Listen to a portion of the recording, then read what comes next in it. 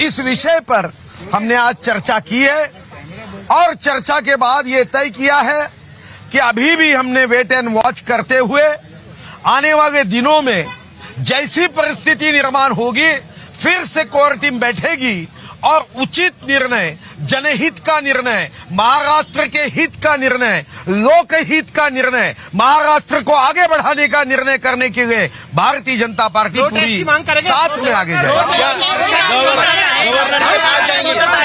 भाऊ आप लोग गवर्नर के पास जाएंगे क्या?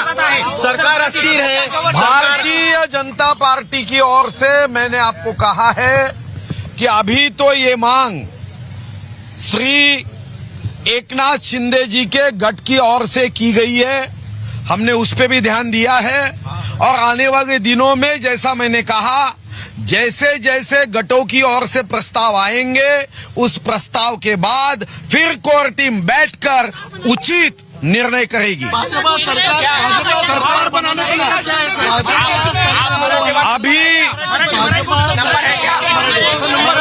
अभी जो परिस्थिति है उसके बारे में आकलन किया गया है और Bharatiya Janata party weight end watch के भूमिका में आज भी है।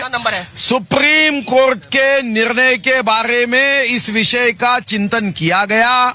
सुप्रीम कोर्ट ने जो कहा है उसके आधार पे आने वाले दिनों में जो और प्रस्ताव आगे आएंगे उस प्रस्ताव के बाद भारतीय जनता पार्टी अपने कोर टीम के माध्यम से उचित निर्णय करेंगी। भारतीय जनता पार्टीच्या कोर बैठकीमध्ये आज असा कोणताही सरकार स्थापनेच्या प्रस्तावाबाबत चर्चा झाली नाही। आज असणारी राज्यातली अस्थिर परिस्थिती, शिवसेनेमध्ये असणारी फूट, राज्याच्या मुख्यमंत्र्यांनी काँग्रेस राष्ट्रवादीचा पाठिंबा घेतल्यानंतर सुद्धा त्यांच्या पक्षाच्या सदस्यांनी केलेला त्यांना आग्रह, या सर्व गोष्टीवर भारतीय जनता पार्टी लक्ष देऊन आहे।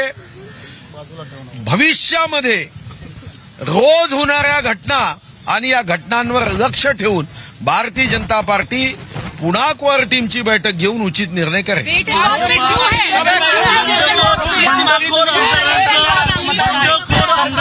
भाजपा स्वागत करणार आहे।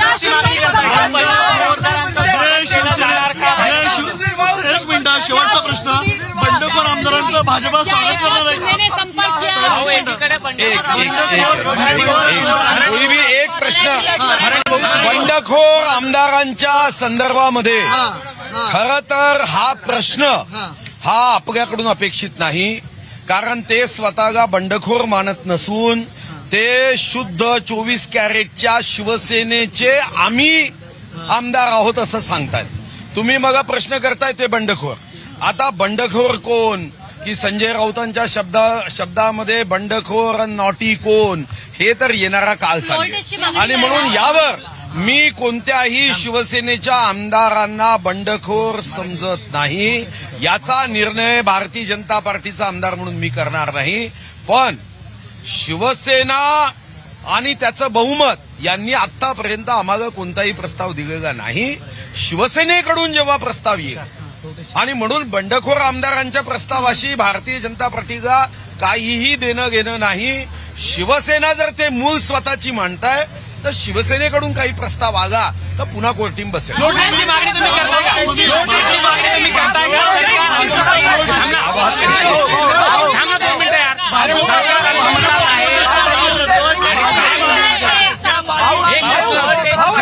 नोटीसची मागणी तुम्ही करताय का? कारण सरकार अल्पमतात आहे। हे राज्यसभा आणि विधान परिषदेनंतरच तिथे झालं होतं।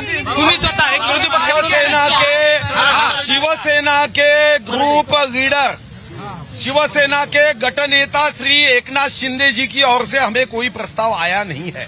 नोटीसची मागणी तुम्ही करता का भाऊ? सरकार अल्पमतात आहे, वारंवार सिद्ध झाले।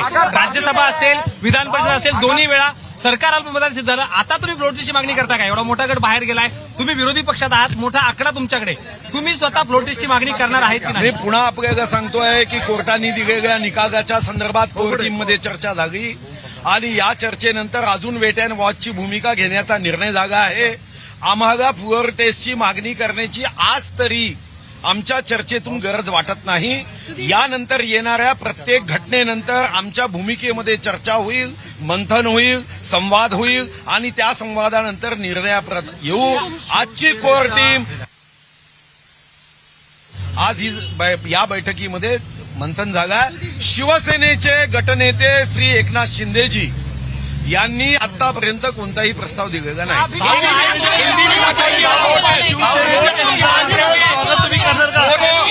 ऐसा है,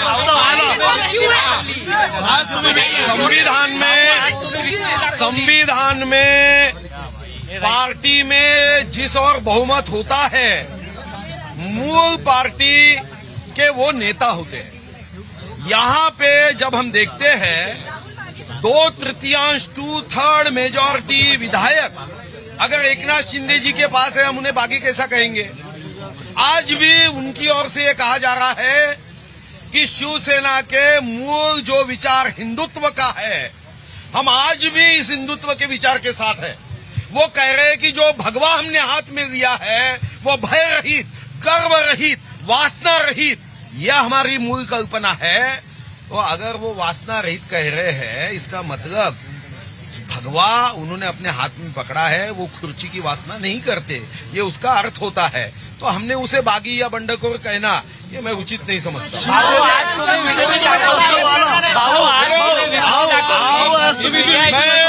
मैं आपसे बार बार कह रहा हूं कि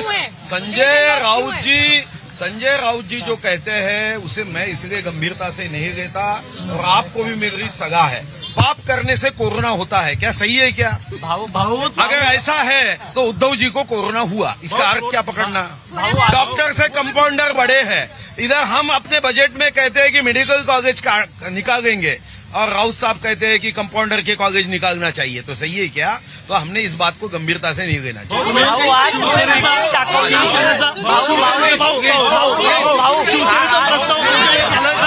शिवसेनेचा प्रस्ताव तुमच्याकडे आलेला आहे का? शिवसेनेचा प्रस्ताव तुमच्याकडे आलेला आहे का? शिवसेनेचा प्रस्ताव तुमच्याकडे आलेला आहे का? एकनाथ शिंदेसोबत तुमचं काही बोलणं झालेलं आहे का?